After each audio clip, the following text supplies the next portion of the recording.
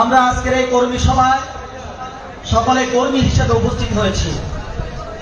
আমি যদি একজন কর্মী হিসেবে এখানে উপস্থিত হয়ে থাকি, আমাকে সেই কর্মী হিসেবে পরিচিতি যদি লাভ করতে হয়, সেই কর্মী হিসেবে আমাকে আচরণ করতে হবে।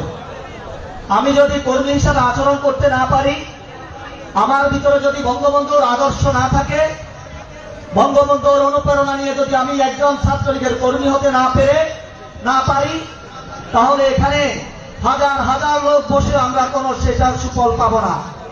সেটার সুফল আমরা তখনই পাব যখন শৃঙ্খলাবদ্ধভাবে বঙ্গবন্ধুর আদর্শ নিয়ে আমরা একজন কর্মী হিসাবে নিজেকে উপস্থাপিত করতে পারবো।